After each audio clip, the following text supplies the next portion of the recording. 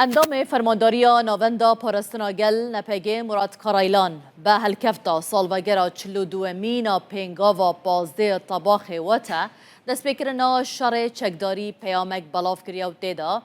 درباره پیواجوی آشتی و جواکا دموکراتیک و یاسای نو یا کل پارلمانتیا ترکیه هاتیه پسند کرنده چند نرخاندن کرنه.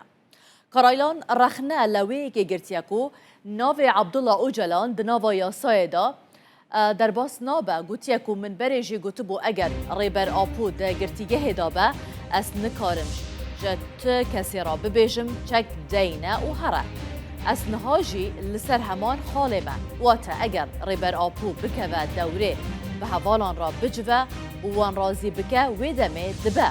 ام آمادنه تکوشین جه زمینا چک شر درخن و بخن زمینه سیاست و حقوقه. کارایلان دبیجه کو او یاسای کو ده دهی طباخ دا لپارلمان توی هاتیه پسند کرن دا دیروکا کمار دا تشتکی نویه و پنگاوکا پیجایه لی گلک شاشی و کماسی نوی هنه دوی آلی نوی ین کم ورن چاره سر کرن بریا هر تشتی میماره و پیواجوی ریبر آپو لخوان ناگره دناوا یاسای دا پیوا کرد در باس نابه و بحثا دموکراسی نهاتیه کرن اف نزیکاتیه که تانگه و نزیکاتیه تانگ نکارن پرزگریکه که 100 سالی چاره سر بکن.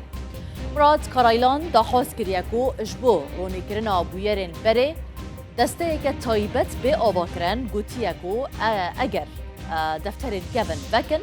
دیدر که به حوله که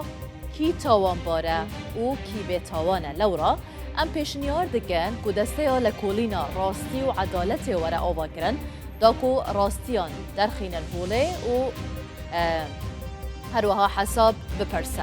ام دخوازن لگل ترکیه لحو ورن و داویه لدشمنداری جیبینن. ام بجداری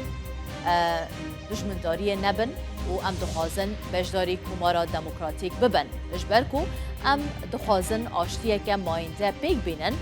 کارایلان گوتیه جی ام دخوازن دوزا آزادیا کردستانه به سیاست دموکراتیک بمشینن و بیرنگی بسر بخن دویج بوویه که جی در فتح به